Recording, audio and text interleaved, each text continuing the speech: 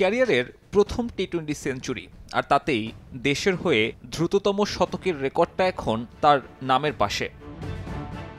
বলছি হাবিবুর রহমান সোহানের কথা।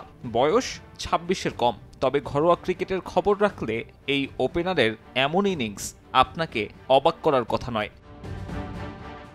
Asia cup rising স্টার্সে সোহানের ব্যাটিং তাণ্ডবে ছারখার হংকং জাতীয় দল। ৩৫ বলে সেঞ্চুরি করেছেন, পাওয়ার প্লেতেই হাঁকিয়েছেন 10 ছক্কা, স্বীকৃত ক্রিকেটে যা কিনা বিশ্ব রেকর্ড। 24 বলে ৮৮ করার পর সুযোগ ছিল ইতিহাসের দ্রুততম টি-20 সেঞ্চুরি করার, তবে শেষের ১২ রান পূরণে খেলেছেন ১১ বল। সেখানেই রেকর্ডটা হাতছাড়া হয় এই তরুণ ক্রিকেটারের।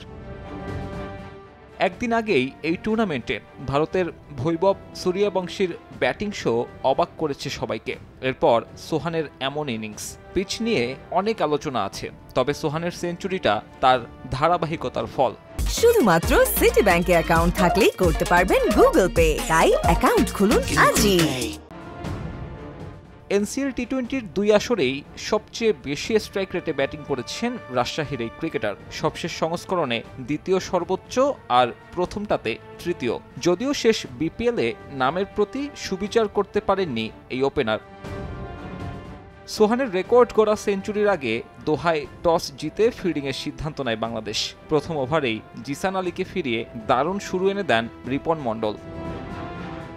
সপ্তম ওভারে দলকে ব্রেক থ্রু এনে দেন মেহরাব, তবে অভিজ্ঞ হংকং ব্যাটার বাবর হায়াতের 50-তে ঘুরে দাঁড়ায় তারা। তাকে সঙ্গ দেন অধিনায়ক ইয়াসিম মোর্তজা। ২২ বলে ৪৪ করেন তিনি। শেষ দিকে ৪ বলে ২০ রানের ক্যামিওতে দলকে ১৬৭ রানের পুঁজি এনে দেন কিঞ্চিৎ শাহ। জবাবে খেলতে নামা বাংলাদেশের গল্পটা সোহানময়। জিসান আলম কিংবা জাওয়াদ আবরাররা এদিন নামের প্রতি সুবিচার করতে ব্যর্থ। জয়ের ব্যবধানটা বেশি সাহায্য করবে বাংলাদেশকে। এ গ্রুপের অন্য ২ দল শ্রীলঙ্কা আর আফগানিস্তান। সাব্বির মিথুন, সময় সংবাদ।